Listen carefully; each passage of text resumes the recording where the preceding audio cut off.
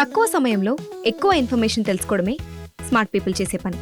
Mega వార్తల్లో మీరు miss అవుతున్న మినీ డీటెయిల్స్ మీకోసం. Good evening, welcome to prime news. నేను మీ అవినాష్ జనగామ. బులెటిన్లో ముందుగా హెడ్లైన్స్. కంచర్ల రామకృష్ణారెడ్డి వ్యాఖ్యలపై కాంగ్రెస్ శ్రేణుల ఆగ్రహం. భువనగిరిలో బీఆర్ఎస్ కార్యాలయంపై హస్తం నేతల దాడి.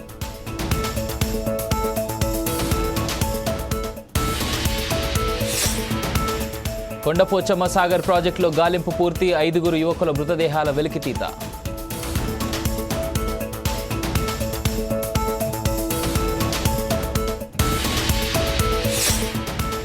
హైకోర్టు ఆదేశాలతో గేమ్ చేంజర్ స్పెషల్ షో రద్దు. ఉత్తర్వులు జారీ చేసిన తెలంగాణ హోంశాఖ.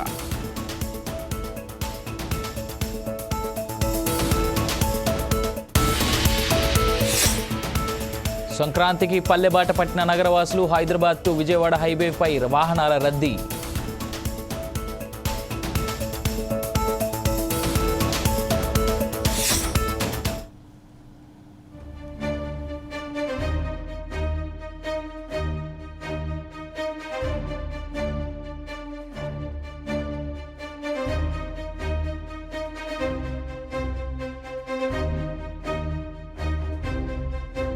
కొత్త ఉస్మానియా ఆసుపత్రి నిర్మాణంపై అధికారులతో సీఎం రేవంత్ రెడ్డి సమీక్షా సమావేశం నిర్వహించారు. గోషామహల్లో ప్రతిపాదిత స్థలానికి సంబంధించి శాఖల మధ్య భూ బదలాయింపు ప్రక్రియ, ఇతర పనులను వేగంగా పూర్తి చేయాలని ఆదేశాలు జారీ చేశారు.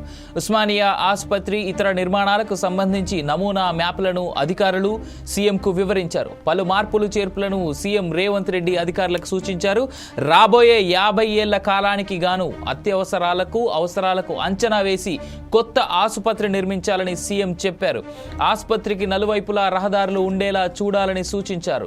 చికిత్స కోసం అన్ని జిల్లాల నుంచి ఆసుపత్రికి వచ్చే ప్రజలకు ఎలాంటి ట్రాఫిక్ ఇబ్బందులు లేకుండా కనెక్టివిటీ రోడ్లను డెవలప్ చేయాలన్నారు. రోడ్లు, పార్కింగ్, మార్చురీ, ఇతర మౌలిక సదుపాయాలను రూపొందించాలన్నారు. ఈ నెలాఖరులోగా ఉస్మానియా ఆసుపత్రి నిర్మాణానికి శంకుస్థాపన చేసేందుకు వీలుగా చర్యలు తీసుకోవాలని సూచించారు సీఎం.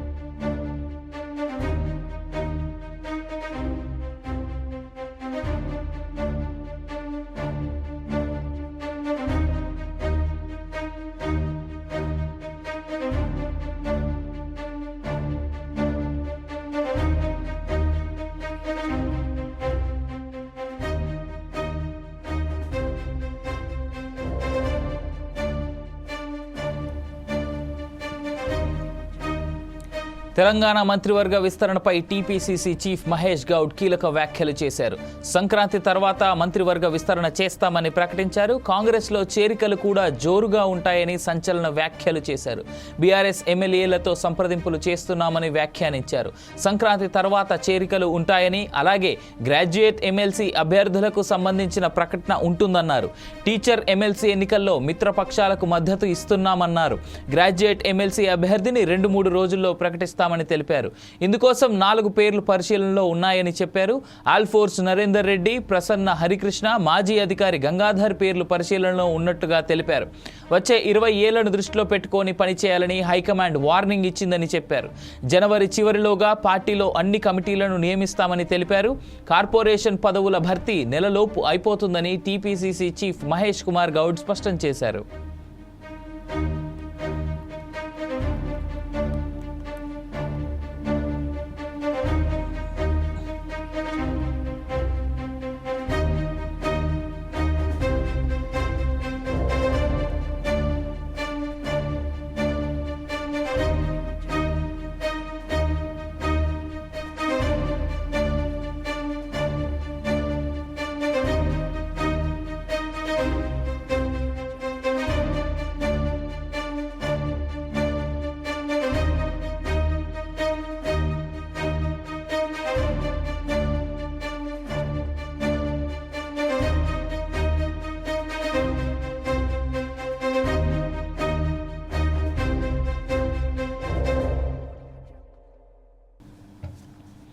తెలంగాణ ప్రజలకు నిర్మాత దిల్ రాజు క్షమాపణలు చెప్పారు. సంక్రాంతికి వస్తున్నాం ట్రైలర్ లాంచ్ ఈవెంట్లో ఆయన చేసిన వ్యాఖ్యలు వివాదాస్పదమయ్యాయి. ఈ వ్యాఖ్యలపై ఆయన తాజాగా స్పందించారు. తెలంగాణ సంస్కృతిని హేళన చేయడం తన ఉద్దేశం కాదని క్లారిటీ ఇచ్చారు. ఎవరి మనోభావాలైనా దెబ్బతిని ఉంటే మన్నించండి అని కోరారు. తెలంగాణలో కళ్ళు మటన్కే వైబ్ ఉంటుందని, సినిమాలకు ఆ తర్వాతే ప్రాధాన్యత ఉంటుందని దిల్ రాజు అన్నారు. దీంతో తమ కల్చర్ను అవమానిస్తావా అంటూ కొంతమంది దిల్ రాజుపై ఆగ్రహం వ్యక్తం చేశారు. తన వ్యాఖ్యలను కొంతమంది వక్రీకరించారని, తాను ఆ మాటలు అనలేదని దిల్ రాజు వివరణ ఇచ్చారు. నిజామాబాద్లో సంక్రాంతికి వస్తున్నాం ఈవెంట్ చేశామన్నారు. మన దగ్గర సినిమా ఈవెంట్స్ పెద్దగా జరగవు అని చెప్పానన్నారు. అప్పట్లో ఫిదా సక్సెస్ మీట్ పెట్టానని, నిజామాబాద్ ప్రాంతంలో తనకున్న అనుబంధం అలాంటిదని అన్నారు. తెలంగాణ సంస్కృతిలో ఉండే దావత్ గురించి, మటన్, తెల్ల కళ్ళు గురించి మాట్లాడానని తెలిపారు. ఆ మాటల్లో తెలంగాణ వాళ్ళను అవమానించానని, అవహేళన చేశానని కొంతమంది మిత్రులు కామెంట్లు చేసి సోషల్ మీడియాలో పెట్టారని తనకు తెలిసిందన్నారు. తెలంగాణ దావత్ తాను మిస్ అవుతున్నానని, సంక్రాంతికి వస్తున్నాం సినిమా విడుదలయ్యాక దావత్ చేసుకోవాలని ఉందని చెప్పడం తన ఉద్దేశమని దిల్ రాజు వివరించారు. అందరికీ నమస్కారం. మన మధ్య నిజామాబాద్లో మేము సంక్రాంతికి వస్తున్నాం ఈవెంట్ చేయడం జరిగింది. అది నిజామాబాద్ పట్టణంలో ఫస్ట్ టైం. ఇంతకుముందు ఎప్పుడు మన దగ్గర సినిమా ఈవెంట్స్ పెద్దగా జరగవు. అప్పుడు ఒకసారి ఫిదా సక్సెస్ మీట్ ఒకటిసారి పెట్టాము. మళ్ళీ సంక్రాంతికి వస్తున్నాం చేసాం. అంటే ఆ నిజామాబాద్తో నాకున్న అనుబంధం అలాంటిది. నిజామాబాద్ జిల్లా వాసిగా అక్కడ ఈ సినిమా ఈవెంట్ చేయాలని చేయడం జరిగింది. పోతే ఆ ఈవెంట్లో నేను మన కల్చర్లో ఉండే మన దావత్ గురించి, మటను, తెల్లగల్లు గురించి సంబోధించాను. నేను ఆ మాటలలో తెలంగాణ వాళ్ళని నేను అవమానించానని, తెలంగాణ మీద హేళన చేశానని కొంతమంది మిత్రులు కామెంట్స్ చేసి సోషల్ మీడియాలో పెట్టారని తెలిసింది. నా ఉద్దేశం అదే స్పీచ్లో లాస్ట్లో చెప్పడం జరిగింది. తెలంగాణ మన కల్చరు, మన దావత్తు నేను మిస్ అవుతున్నాను. సంక్రాంతికి 2 సినిమాలు రిలీజ్ అయ్యాక మన తెలంగాణ కల్చర్ దావత్ని నాకు చేసుకోవాలని ఉందని. సో మన కల్చర్ని అభిమానిస్తాను నేను. అదే అర్థం చేసుకోకుండా దాన్ని కొందరు సోషల్ మీడియాలో రాద్ధాంతం చేస్తున్నారని తెలిసింది. నిజంగా మీరందరూ ఆ మాట వల్ల ఏదైనా హర్ట్ అయి ఉంటే నన్ను క్షమించండి. ఎందుకంటే నా ఉద్దేశం అది కాదు. ఎందుకు చెప్తున్నానంటే, నేను నిజామాబాద్ జిల్లా బాన్సువాడలో ఫిదా అనే సినిమా షూటింగ్ చేసి ప్రపంచవ్యాప్తంగా ఆ ఫిదా సినిమా ఎంత అప్లాజ్ వచ్చింది, భానుమతి క్యారెక్టర్కి, మన తెలంగాణలో ఉండే కల్చర్కి, ఆ సినిమా ఎంత ఒక ఫ్యామిలీ ఎమోషన్స్కి ఎంత విలువ ఇస్తామనేది చెప్పడం జరిగింది ఆ సినిమాలో. అది ప్రపంచవ్యాప్తంగా ఫిదా సినిమా ఎంత పెద్ద హిట్ అయిందో మీ అందరికీ తెలుసు. అలాగే బలగం అనే సినిమా తీసినప్పుడు తెలంగాణ సమాజం మొత్తం మమ్మల్ని అభినందించింది. తెలంగాణ ప్రజలందరూ ఆ సినిమాను ఆదరించి ఇది మా సినిమా అని గుండెలకు హత్తుకున్నారు. అన్ని రాజకీయ పార్టీలు ఆ సినిమాని అప్రిషియేట్ చేస్తూ మమ్మల్ని ప్రతి ఒక్క స్టేజ్ దగ్గర తీసుకెళ్ళి అభినందించారు, అన్ని రాజకీయ పార్టీలు. సో ఒక తెలంగాణ వాసిగా, ఒక తెలంగాణని అభిమానించే నేను తెలంగాణని హేళన చేస్తానని ఎలా అనుకున్నారో నాకు తెలియదు. పోతే దాంట్లో ఏదైనా మీ కమ్యూనికేషన్లో తప్పుగా అర్థమైంటే నన్ను క్షమించండి. మీ మనోభావాలు ఆ కొందరు ఎవరైతే దెబ్బతిన్నాయని అనుకుంటున్నారో వాళ్ళందరికీ నా విజ్ఞప్తి, మీ మనోభావాలు దెబ్బతింటే నన్ను క్షమించండి. ఇప్పుడు నేను ఒక సినిమా ఇండస్ట్రీ ఫెటర్నీ నుంచి ఎఫ్డీసీ చైర్మన్గా అయ్యాను. సో మీ అందరికి తెలుసు అది. సో ఇటు సినిమా ఇండస్ట్రీకి అటు ప్రభుత్వానికి మధ్యలో ఉంటూ సినిమా ఇండస్ట్రీకి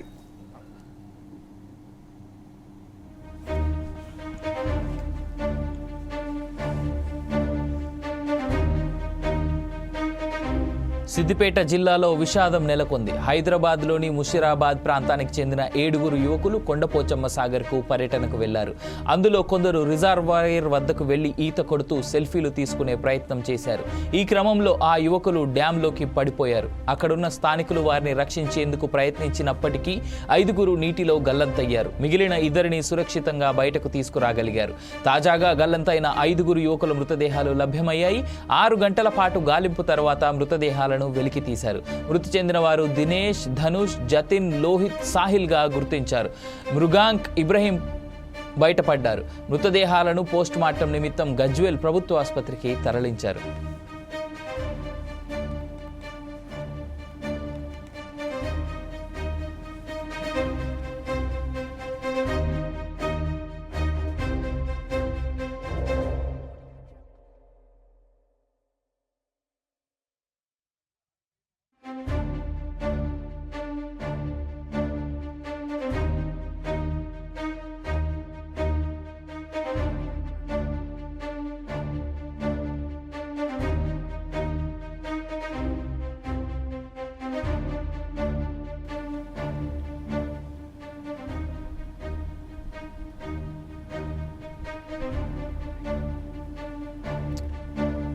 తిరుపతి తొక్కిసలాట్లో చనిపోయిన 6 కుటుంబాలకు పరిహారం అందివ్వనున్నారు. 25 లక్షల చొప్పున పరిహారం చెల్లించాలని టీటీడీ పాలక మండలి తీర్మానించింది. అలాగే వారి పిల్లల చదువుల బాధ్యతను కూడా స్వీకరించాలని నిర్ణయించింది. మృతుల కుటుంబాల నుంచి ఒక్కొక్కరికి టీటీడీలో నియామకాలు ఏర్పాటు చేసిన కార్పొరేషన్ ద్వారా ఉద్యోగం ఇవ్వాలని తీర్మానించింది. తొక్కిసలాట్లో తీవ్రంగా గాయపడిన 2కి 5 లక్షలు, స్వల్పంగా గాయపడిన మరో 31 మందికి 2 లక్షల చొప్పున అందిస్తామని చెప్పారు. పరిహారం చెక్కులను సిద్ధం చేశారు. వాటిని బోర్డు సభ్యులు రేపు బాధితులకు అందచేయనున్నారు. తమిళనాడు, కేరళ, విశాఖపట్నం, నర్సీపట్నం వెళ్లి నేరుగా ఆర్థిక సాయం అందచేయనున్నారు.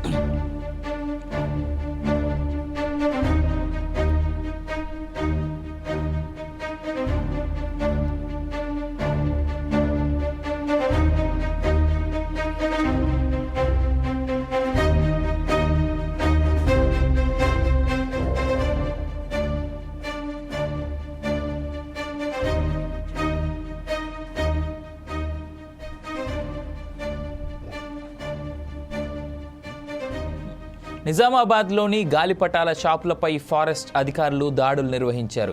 నిషేధిత చైనా మాంజా అమ్మకాలు జరిపితే కఠిన చర్యలు తీసుకుంటామని హెచ్చరించారు. గత 2 రోజుల క్రితం ఫోర్సైట్స్ టీవీలో వచ్చిన కథనానికి స్పందించిన ఫారెస్ట్ అధికారులు పలు పతంగుల షాపుల యజమానులకు నోటీసులు అందజేశారు. చైనా మాంజాలు ప్రజల ప్రాణాలతో పాటు మూగజీవుల ప్రాణాలు బలి తీసుకుంటున్నాయి. ఇక ఇదే అంశానికి సంబంధించి మరింత సమాచారం మా ప్రతినిధి శ్రీనివాస్ అందిస్తారు. చైనా మాంజాలు విక్రయించడం జోరుగా సాగుతుందని చెప్పి ఒక కథనం వచ్చిన నేపథ్యంలో కూడా ఫారెస్ట్ అధికారులు స్పందించిన నేపథ్యం చూడొచ్చు. మన నిజామాబాద్లోని ఎక్కడైతే గాంధీ చౌక్ లో ఉన్నటువంటి పతంగుల షాప్ పైన కూడా దాడులు చేస్తున్నటువంటి పరిస్థితి ఉంది. చైనా మాంజాలు ముఖ్యంగా ప్రజల ప్రాణాలతో చెలగాటమాడుతున్నటువంటి సిచ్యువేషన్. పక్షులు కానీ మూగజీవాలు సైతం కూడా చైనా మాంజాలతోటి కూడా వాళ్ళ ఏదైతే వెహికల్స్ పైన వెళ్ళే వాహనదారులకైతే చాలా తీవ్ర ఇబ్బందులు కూడా నెలకొన్నటువంటి పరిస్థితి ఉంది. మాట్లాడదాం, మరి దాడులు చేయడానికి సైతం కూడా ఫారెస్ట్ అధికారులు వచ్చారు, మాట్లాడే ప్రయత్నం చేద్దాం. చెప్పండి, మొత్తానికి నగరంలో ఉన్న పతంగి షాపులలో దొంగచాటును అంటే చాటుమాటు వ్యవహారాన్ని కూడా చైనా మాంజాలు విక్రయిస్తున్నటువంటి నేపథ్యం ఉంది. గతంలో మా బృందం కూడా ఫోర్సైట్ సంబంధించిన ఛానల్ సంబంధించిన బృందం వచ్చి కూడా చూసినప్పుడు ఆ విజువల్స్ కూడా ప్రత్యేక విజువల్స్ కూడా లభించినటువంటి పరిస్థితి. ప్రస్తుతం ఎట్లా ఉంది? మరి చైనా మాంజాలు మీ దృష్టికి ఏమన్నా వచ్చాయా? ఫీడ్ చేశారేమన్నా? నా పేరు గంగారెడ్డి, ఫారెస్ట్ సెక్షన్ ఆఫీసర్ మాట్లాడుతున్నాను. ఇక్కడ మేము గాంధీ చౌక్ లో ఉన్నటువంటి అన్ని కైట్ షాపులు తిరగడం జరిగింది. మా డిపార్ట్మెంట్ నుంచి ఇంతకుముందు వారం రోజులుగా నోటీసులు కూడా ఇచ్చాము. కైట్ షాపులకు ఎవరు చైనా మాంజా వాడద్దు, అదేవిధంగా ఎవరు కూడా కొనవద్దని ప్రజల్లో కూడా అవేర్నెస్ ఇచ్చాము. ఈరోజు ఎర్లీ మార్నింగ్ ఇక్కడ భువనగిరిలో బీఆర్ఎస్ కార్యాలయంపై ఎన్ఎస్యుఐ కార్యకర్తలు దాడి చేయడం తెలంగాణ రాజకీయాలను వేడెక్కించింది. సీఎం రేవంత్ రెడ్డిపై యాదాద్రి జిల్లా బీఆర్ఎస్ అధ్యక్షుడు కంచర్ల రామకృష్ణారెడ్డి అనుచిత వ్యాఖ్యలు చేశారని కాంగ్రెస్ కార్యకర్తలు బీఆర్ఎస్ కార్యాలయంపై దాడి చేశారు. కార్యాలయం అద్దాలు, ఫర్నిచర్ ధ్వంసం చేశారు. బీఆర్ఎస్ ఆఫీసు ఎదుట బైఠాయించి నిరసన తెలిపారు. దాడి గురించి తెలుసుకున్న కారు పార్టీ కార్యకర్తలు పెద్ద ఎత్తున అక్కడికి చేరుకున్నారు. ఎమ్మెల్యే క్యాంపు ఆఫీసు ముట్టడిస్తామని బీఆర్ఎస్ శ్రేణులు యత్నించగా పోలీసులు అడ్డుకున్నారు. దీంతో వారంతా పోలీస్ స్టేషన్ ఎదుట బైఠాయించి నిరసన వ్యక్తం చేశారు. అనంతరం కాంగ్రెస్ దాడికి నిరసనగా బీఆర్ఎస్ కార్యకర్తలు హస్తం పార్టీ ఫ్లెక్సీలు చింపి నిప్పంటించారు.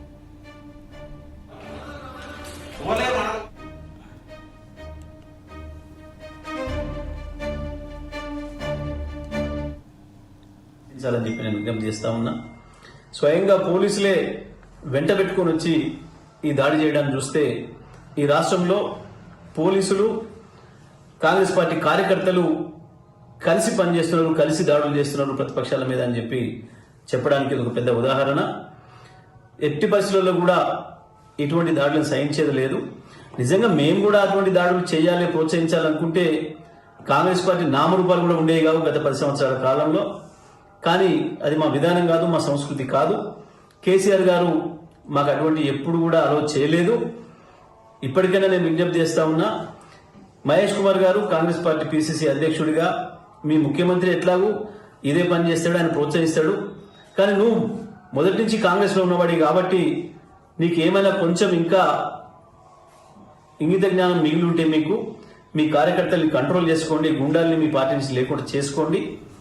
లేకపోతే మాత్రం తెలంగాణ ప్రజలు చేసే దాడిలో మీరు తట్టుకోలేరు. నిజామాబాద్ జిల్లా ప్రభుత్వ ఆసుపత్రిలో దారుణం జరిగింది. నందిపేట మండలం నుంచి ఫిట్స్తో వచ్చిన మహిళను వైద్యులు పట్టించుకోకపోవడంతో కుటుంబీకులు ఆగ్రహం వ్యక్తం చేశారు. విధులు మరిచి విందులు వినోదాల్లో మునిగి తేలిన సిబ్బంది తీరుపై రోగుల బంధువులు మండిపడుతున్నారు. రోగులను గాలికి వదిలేసి జన్మదిన వేడుకలు చేసుకోవడంపై తీవ్ర ఆగ్రహం వ్యక్తం చేస్తున్నారు.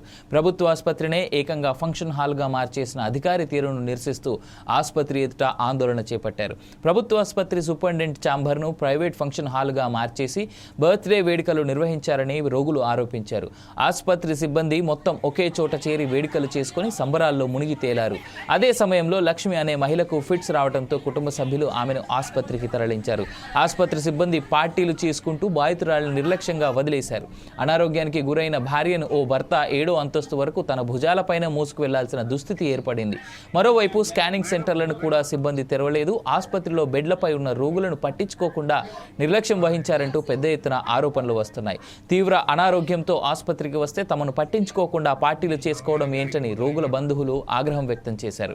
దీనిపై మరింత సమాచారం మా నిజామాబాద్ ప్రతినిధి శ్రీనివాస్ అందిస్తారు. మా భార్య పొద్దున 6 గంటల గేట్ బయట పిలిచి ఒకసారి పడ్డది సార్. ఏ గేటు? బయట గేట్ సార్, పెద్ద gate sir, main gate sir. ఇంటికి పడలేదు సార్. ఎందుకు వచ్చామా నిజామాబాద్? రాత్రి 4 సార్లు వచ్చింది సార్ పిలిచాను మీకు. అయితే రాత్రి 4 సార్లు వచ్చింది సార్ పిలిచాను మీకు. అయితే హాస్పిటల్ తీసుకొచ్చింది సార్. రాగానే పొద్దున్న గేట్ ముందే పడిపోయింది సార్. అయితే ఆడికి వెళ్ళి ఎండలకు చలి పెడుతుందని చెప్తే లేచింది. అప్పటికి చలి పెడుతున్నా అనగానే ఎండలు కూడా పెట్టినా సార్. ఆడికి వెళ్ళి 30 సారి వెంటనే చాలా అవుతుంది సార్ పిలిచి. ఇది ఆగుతలేదు. అయితే కళ్ళు లేక? కళ్ళు ఆగలే. కళ్ళు లేకనైతే వస్తుంది సారు గిట్ట చెప్తారు. అదే కళ్ళు అలవాటు ఉండి కళ్ళు లేక ఉంది. కళ్ళు లేకనే అయింది 3 సార్లు నాకు తెలియదు. ఇంతకుముందు ఎప్పుడు నచ్చిందా? ఇంతకుముందు వచ్చింది సార్. ఎన్నిసార్లు? ఇంతకుముందు 1 నెల కింద వచ్చింది సార్. ఏడా? మాదనగర్లో. ఇంటికన్నా సార్. అయితే మా మరదలు తీసుకొచ్చింది సార్. ఇక్కడ ఒక సూర్య ఇంజక్షన్ పెట్టారంట సార్. మరి తీసుకొచ్చి ఇంటికాడ మరి ఎట్లా చేసింది సార్ మా భార్య. మళ్ళీ 1 నెల దాకా పిల్లలు కూడా ఇంటికాడ ఉండేప్పుడు నేను లేపాడ మీద పోతాను సార్. ఏం పట్టించుకోకుండా మాకు 4 గుంటంగా బయట వెళ్ళకొట్టేసి ఎవరు ఈ స్కానింగ్ లేదని బయట తీసుకోవాలని చెప్పేసి ఆ చిట్టి మీద రాసింది బయట వెళ్ళకొట్టేస్తారు. సీఎం రేవంత్ రెడ్డితో ఎక్సైజ్ శాఖ అధికారుల సమీక్షా సమావేశం ముగిసింది. ఈ సమావేశంలో బీర్ల ధరల అంశంపై చర్చించారు. ఏపీ, మహారాష్ట్రతో పాటు ఇతర రాష్ట్రాల్లో బీర్ల ధరలను పరిశీలించాలని అధికారులను సీఎం ఆదేశించారు. కమిటీ నివేదిక ఆధారంగా ధరల పెంపుపై నిర్ణయం తీసుకోవాలని స్పష్టం చేశారు. కొత్త కంపెనీలకు అనుమతి విషయంలో అప్రమత్తంగా ఉండాలని సూచించారు. మద్యం సరఫరాకు ముందుకొచ్చే కంపెనీల ఎంపికకు పారదర్శక విధానం పాటించాలని చెప్పారు. ఏడాది నుంచి ఎక్సైజ్ శాఖకు బిల్లులు చెల్లిస్తున్నట్లు తెలిపారు. గత ప్రభుత్వం బకాయిలను క్రమంగా క్లియర్ చేయాలని సూచించారు.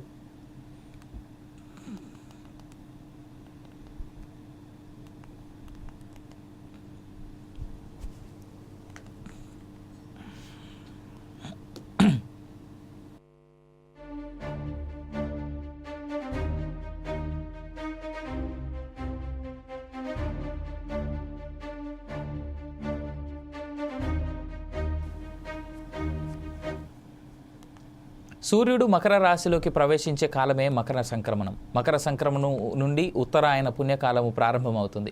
శారీరక పరిశ్రమకు, పూజలకు, సాధనలకు, కృషికి అనువైన ఆవశ్యకత ఉన్న కాలము ఉత్తరాయణం. కర్కాటక రాశిలోకి సూర్యుడు ప్రవేశించిన దగ్గర నుంచి మొదలై ఆ తరువాత సింహ, కన్య, తుల, వృశ్చిక, ధను రాశులలో కొనసాగినంత కాలము దక్షిణాయనం. మానసికమైన అర్చనకు, ధ్యానానికి, యోగానికి, దీక్షలకు, బ్రహ్మచర్యానికి, నియమనిష్టలకు అనువైన ఆవశ్యకత ఉన్న కాలము దక్షిణాయనం. అయితే సంక్రాంతి ఎప్పుడు మొదలు పెట్టాలి తదితర అంశాలపై ప్రముఖ జ్యోతిష్యులు పాలెపు రాజేశ్వర శర్మ కొన్ని అనుమానాలను నివృత్తి చేశారు. మకర సంక్రమణ సమయము ఎప్పుడు, ఎన్ని గంటలకు మకర సంక్రాంతి రోజు నోములు నోచుకోవాలి, అమ్మవారి యొక్క ఆరాధన చేసుకోవాలి, నదీ సముద్ర స్నానాదులు కానీ పితృకర్మలు కానీ ఎన్ని గంటల తర్వాత చేసుకోవాలి అని అందరిలో మీమాంస అనేటువంటిది ఉంది. కొన్ని పంచాంగాల్లో 2:50 తర్వాత మధ్యాహ్నము 3 గంటల తర్వాత చేయాలి అనేటువంటి విషయంగా కొన్ని పంచాంగాల్లో రాశారు. కనుక ఆ విధంగా అసలైతే సమయం ఎప్పుడయ్యానంటే 8:50 ఉదయమే సంక్రమణ సమయం అనేటువంటిది వస్తూ ఉంది ఈ యొక్క తెలుగు రాష్ట్రాల్లో. కనుకనే 9 గంటల తర్వాత ఉదయము మకర సంక్రమణ పూజలు కానీ, వ్రతాలు కానీ, నోములు కానీ, మీరు ఇంట్లో కొందరు ఇంట్లో పాలు పొంగించడం, సూర్య భగవానునికి ఆరాధన పూజలన్నీ కూడా చేసి అంబేద్కర్ కోనసీమ జిల్లా కొత్తపేట నియోజకవర్గం ఆత్రేయపురంలో ఏర్పాటు చేసిన sir Arthur cotton Godavari trophy పోటీలు అట్టహాసంగా ప్రారంభమయ్యాయి. అమలాపురం ఎంపీ గంటి హరీష్ మాథూర్, కొత్తపేట ఎమ్మెల్యే బండారు సత్యానందరావులు పూజా కార్యక్రమంలో పాల్గొని పోటీలను ప్రారంభించారు. ఆర్డీఓ శ్రీకర్, రాష్ట్ర తెలుగు రైతు ప్రధాన కార్యదర్శి ఆకుల రామకృష్ణలు శాంతి కపోతాలను ఎమ్మెల్యే విడుదల చేశారు.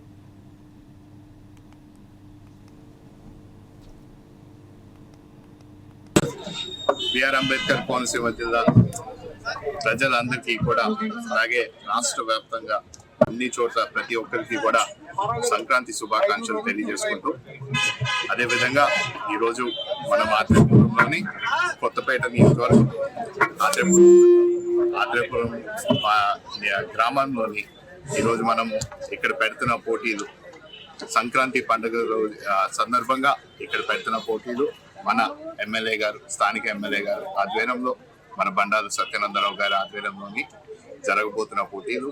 ఇక్కడికి వచ్చిన ప్రతి పార్టిసిపెంట్స్ అందరికీ కూడా, ప్రతి ఒక్కరికి కూడా కంగ్రాచులేషన్స్ చేస్తూ, అలాగే మీరందరూ కూడా అందరూ విన్నర్సే, అందరూ కూడా అద్భుతంగా, అందరూ కూడా మంచి కాంపిటీషన్ పెడతారని, అలాగే మీరు ఖమ్మం జిల్లా కూసుమంచి మండలంలో పలు అభివృద్ధి పనులకు మంత్రి పొంగులేటి శ్రీనివాసరెడ్డి శంకుస్థాపన చేశారు. ఎమ్మెల్యే క్యాంపు కార్యాలయంలో ముఖ్యమంత్రి సహాయ నిధి చెక్కులు లబ్ధిదారులకు మంత్రి పంపిణీ చేశారు. నూతన సంవత్సరంలో రాష్ట్ర ప్రజలందరూ సుఖ సంతోషాలతో ఉండాలని ఆకాంక్షించారు. ప్రభుత్వం అభివృద్ధి మీద ఇచ్చిన హామీల మీద దృష్టి పెట్టిందని తెలిపారు. లోటు బడ్జెట్లో ఉన్నా ఇచ్చిన మాట నిలబెట్టుకుంటామని అన్నారు. ప్రజా పాలనలో రాష్ట్ర వ్యాప్తంగా 80 లక్షల మంది ఇళ్లకి దరఖాస్తులు చేసుకున్నారని, ఇప్పటికే 30 లక్షల మంది యాప్ ద్వారా సర్వే చేశామని పేర్కొన్నారు. ఇచ్చిన హామీలను అన్నింటినీ అమలు చేసేందుకు ప్రభుత్వం సిద్ధంగా ఉందని ఆయన చెప్పారు. పేదవాడి ప్రభుత్వంలో, ఇందిరమ్మ రాజ్యంలో గౌరవ ముఖ్యమంత్రి రేవంత్ రెడ్డి గారి నాయకత్వంలోని మన ప్రభుత్వం సంక్షేమ కార్యక్రమాలతో అందరూ నవ్వుకుంటుండాలరా. ఎవరు మీ సైడ్ లాగండి.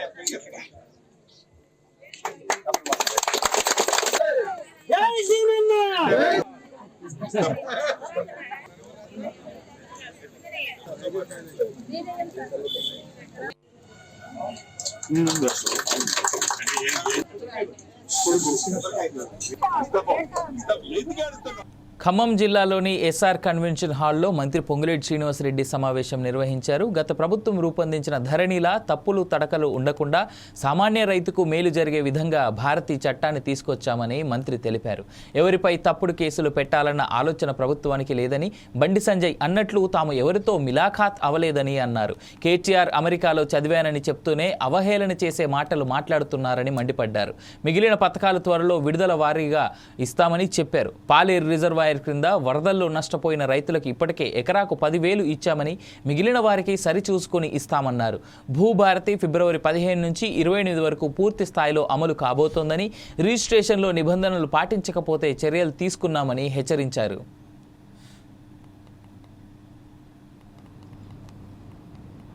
ఆశించింది మేరకు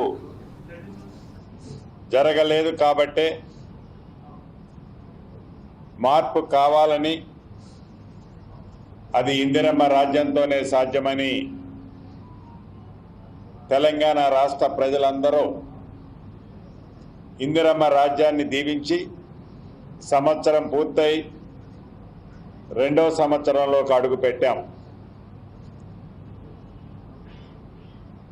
ఏవైతే పేదోళ్ల కలలు నెరవేర్చడం కోసం తెలంగాణ రాష్ట్రంలో ఏర్పడిన ఇందిరమ్మ రాజ్యం యొక్క గడిచిన సంవత్సరంలో జరిగిన సంక్షేమము, అభివృద్ధి కార్యక్రమాల గురించి చర్చించుకుంటూ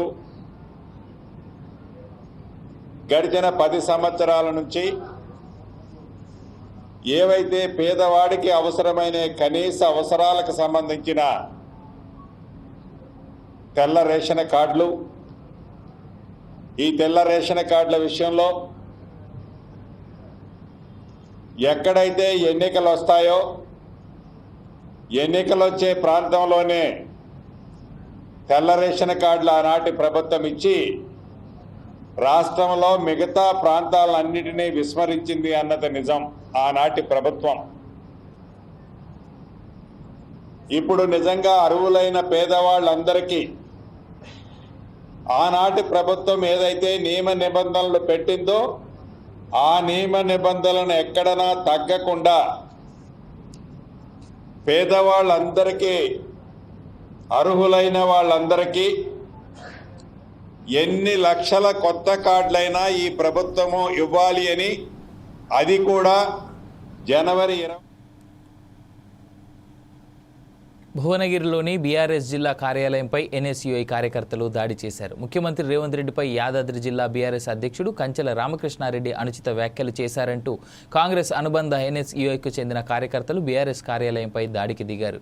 దాడిలో పూర్తిగా ఆఫీస్ ఫర్నిచర్ ధ్వంసం చేశారు. ఈ ఘటనపై బీఆర్ఎస్ నాయకులు తీవ్రంగా ఖండించారు.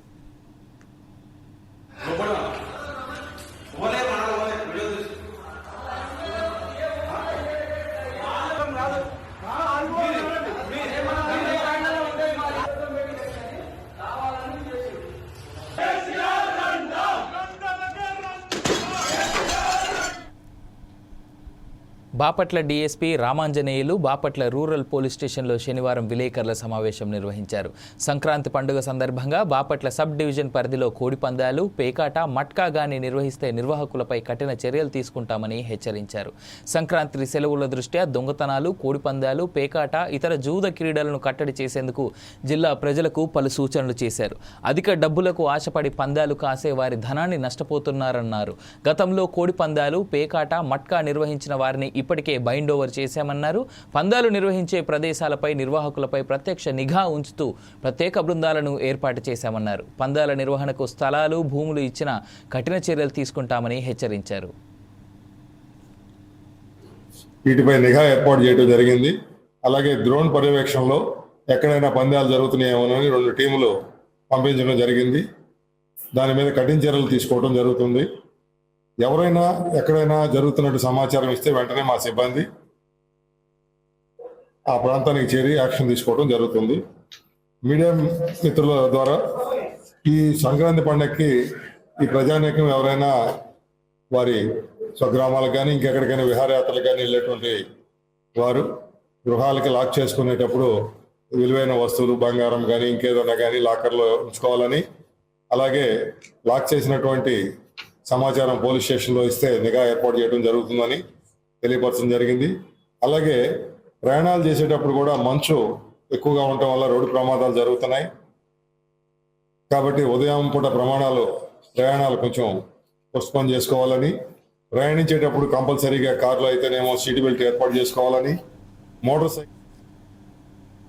తెలుగు రాష్ట్రాల్లో సంక్రాంతి సందడి మొదలైంది. నగరవాసులు సొంత ఊర్లకు బయలుదేరడంతో హైదరాబాద్, విజయవాడ జాతీయ రహదారి వాహనాలతో కిక్కిరిసిపోయింది. కేతపల్లి మండలం కొర్లపాడు టోల్ ప్లాజా వద్ద నుంచి వాహనాల రద్దీ భారీగా కొనసాగుతోంది. వాహనాల రద్దీని నియంత్రించడానికి టోల్ ప్లాజా సిబ్బంది, పోలీసులు ట్రాఫిక్ జామ్ కాకుండా నియంత్రణ చేయడానికి ప్రయత్నిస్తున్నారు. వాహనాల రద్దీ దృష్ట్యా 12 టోల్ బూత్లను విజయవాడ వైపు తెరిచారు. రేపు జాతీయ రహదారిపై వాహనాల సంఖ్య పెరిగే అవకాశం ఉందని, వాహనదారులకు ఇబ్బందులు కలగకుండా ఎప్పటికప్పుడు తగు జాగ్రత్తలు తీసుకుంటున్నామని కేతపల్లి పోలీసులు తెలిపారు. 4 సెకండ్లలో ఒక వాహనం చొప్పున టోల్ ప్లాజా నుంచి వెళ్తుంది. నిమిషానికి 330 వాహనాలు విజయవాడ వైపు వెళ్తున్నట్లుగా సమాచారం.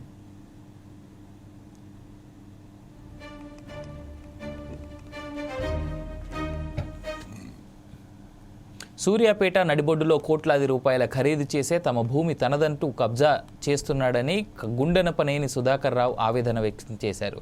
కాంగ్రెస్ పార్టీకి చెందిన ప్రభుత్వ విప్ ఫేక్ పాస్బుక్తో డాక్యుమెంట్ సృష్టించి అక్రమంగా భూమి కబ్జా చేసి కంచె వేసి ఆక్రమించుకోబోతుండగా యజమాని గుండపనేని సుధాకర్ రావు అడ్డుకున్నారు. సుధాకర్ రావు విలేకరులతో మాట్లాడుతూ సూర్యాపేట జిల్లా కేంద్రంలోని 60 ఫీట్ల రోడ్లో 232 సర్వే నెంబర్లు 50 గుంటల భూమిని తాము 1990లో కొనుగోలు చేసినట్లుగా తెలిపారు. 2010లో రిటైర్డ్ ఎంఆర్ఓ సుందర్ జారీ చేసిన ఫేక్ పాస్బుక్తో అక్రమ డాక్యుమెంటేషన్ చేయించుకొని ప్రభుత్వ విప్ డాక్టర్ రామచందర్ నాయక్ తమ భూమిని ఆక్రమించుకొని దౌర్జన్యం చేస్తున్నాడని ఆవేదన వ్యక్తం చేశారు. చేశారు. ఈ విషయమై 2016లో ఆయనపై ఎఫ్ఐఆర్ నమోదు అయినట్లు తెలిపారు. అధికారం అడ్డం పెట్టుకుని వారం రోజులుగా తమను తీవ్ర ఇబ్బందులకు గురి చేస్తున్నాడని అన్నారు. ఎస్పీ సన్ప్రీత్ సింగ్కు ఫిర్యాదు చేయనున్నట్లుగా వివరించారు.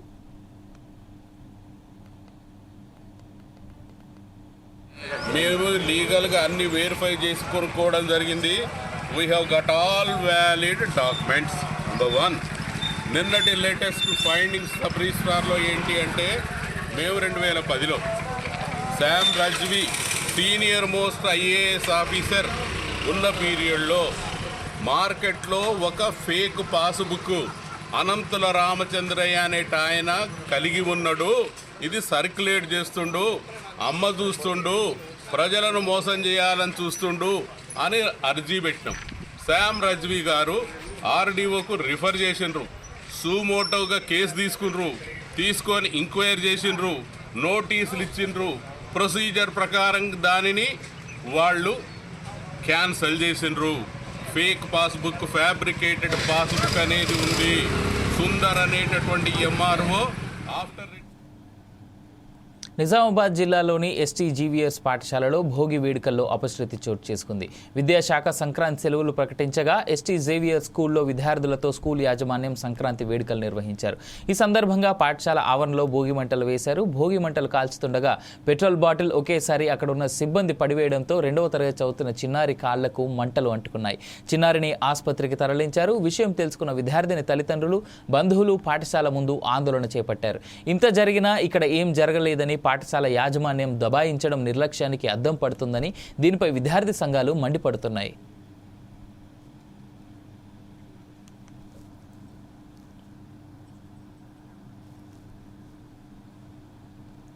రైట్, ఇక ఇదే అంశానికి సంబంధించి మరింత సమాచారం మా నిజామాబాద్ ప్రతినిధి శ్రీనివాస్ అందిస్తారు. Srinivas.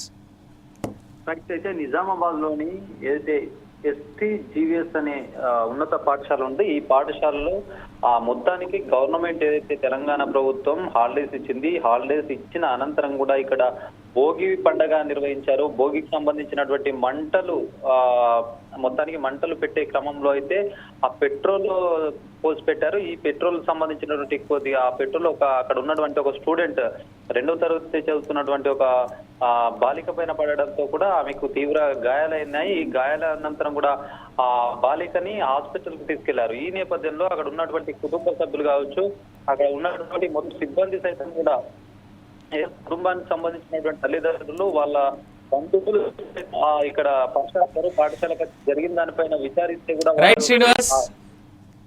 Right Srinivas, thanks for the updates. Game changer cinema ticket ధరల పెంపు ఉత్తర్వులను తెలంగాణ ప్రభుత్వం ఉపసంహరించుకుంది. ఈ సినిమాకి ఇచ్చిన వెసులుబాటును వెనక్కి తీసుకుంటున్నట్లు ఉత్తర్వులు జారీ చేసింది. హైకోర్టు ఆదేశాల మేరకు టికెట్ ధరల పెంపు, స్పెషల్ షోలకు ఇచ్చిన అనుమతులను వెనక్కి తీసుకుంటున్నట్లుగా పేర్కొంది. తెలంగాణలో ఇక నుంచి తెల్లవారుజామున స్పెషల్ షోలకు అనుమతి లేదని స్పష్టం చేసింది. ప్రజల ఆరోగ్యం, భద్రత దృష్ట్యా ఈ నిర్ణయం తీసుకున్నట్లుగా ప్రభుత్వం స్పష్టం చేసింది.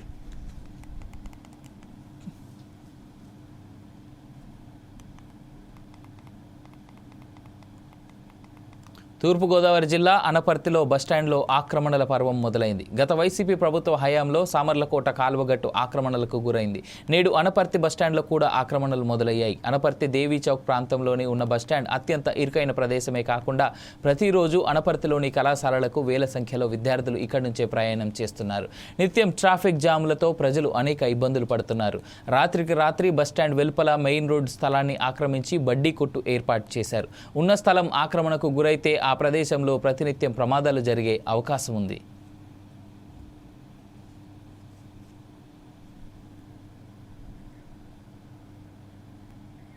రైట్, ఇవి ఇప్పటివరకు ఉన్న updates. For more updates keep watching 4 Sides TV.